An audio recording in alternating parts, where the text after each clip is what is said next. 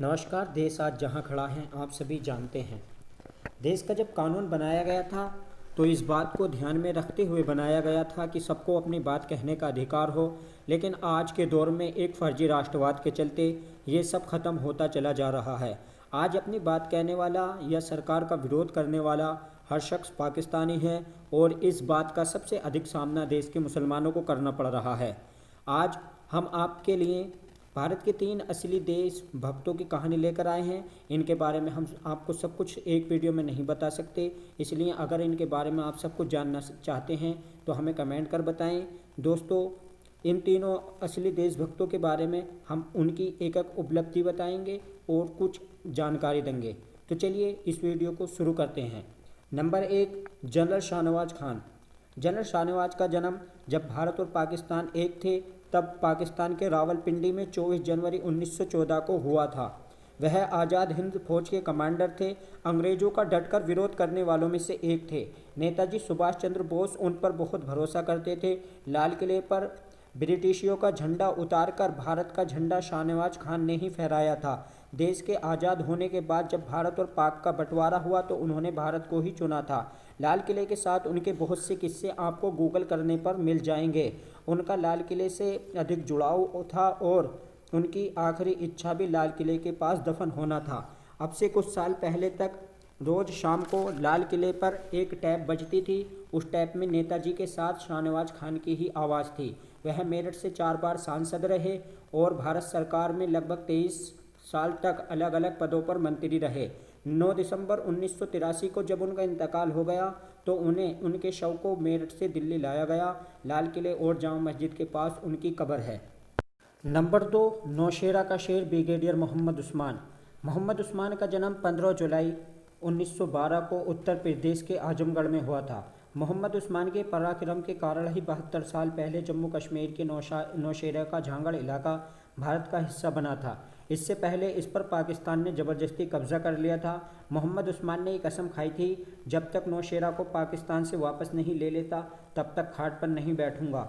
उस्मान और उनकी सेना ने जब नौशेरा पर कई दिन की लड़ाई के बाद जब अपना कब्जा वापस ले लिया तब उनके लिए पास के एक गांव से खाट उधार मांगकर लाई गई और उन्होंने आराम किया। इस विजय के बाद उस्मान को नौशेरा का शेर कहा जाने लगा। जब भारत और पाक बंटवारा हुआ तब वह बलूच रेजिमेंट में थे। जिन्ना और लियाकत अली खान ने उन्हें पाकिस्तान में रोकने की कोशिश की। जब वे नहीं माने तो उन्हें एक ऑफ़र दिया पाकिस्तानी सेना का प्रमुख बनाने का। उन्होंने ऑफ़र को ठुकरा दिया और वापस आ गए। 3 जुलाई 1948 को घुसपैठियों से लड़ते हुए उन्होंने अपनी शहादत दी।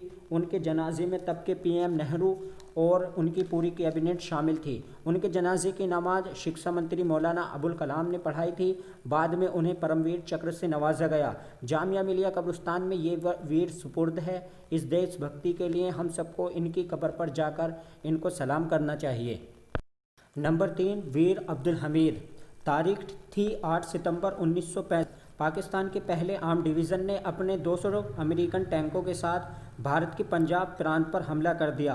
पाकिस्तानी बॉर्डर से सटे तरन तारन जिले के खैमकरण को कब्जा करते हुए आगे बढ़ने लगे।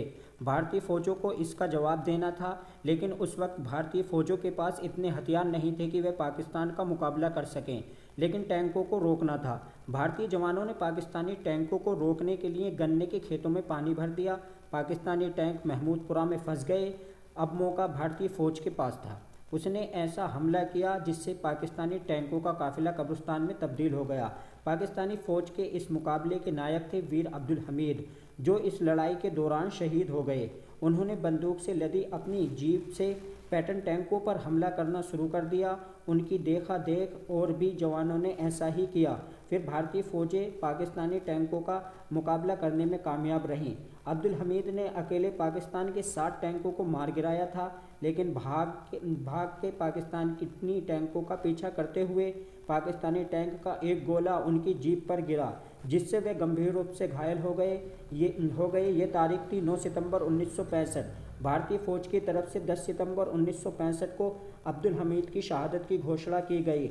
उनकी शहादत ने सेना का मान बढ़ाया, साथ ही एक परिवार भी उजाड़ दिया। उनके 4 बेटे और एक बेटी की परवरिश उनकी पत्नी ने ही की और 2 बच्चे जैनुल और तलब को सेना में भर्ती कराया और ख़ुद सेना की ओर से होने वाले कार्यक्रमों में शामिल होती रहीं।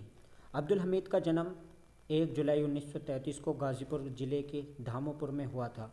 उनकी इच्छा थी सम्मानित होना। जीते जी ये नहीं हुआ, पर शहादत के बाद उन्हें देश के सबसे बड़े सेना सम्मान परमवीर चक्र से नवाजा गया। इस वीडियो का संदेश यह है, देश के मुसलमानों को पाकिस्तानी कहने से पहले उनके 3 सच्चे देशभक्तों के बारे में ज़रूर सोचना चाहिए, जिसमें एक है नौशेरा को पाकिस्तानी से आज़ाद कराने वाला, दूसरा बिना हथियारों के पाकिस्तानी सेना से लड़ने वाला और तीसरा ब्रिटिशों का झंडा उतारकर लाल किले पे इंडिया का झंडा फहराने वाला।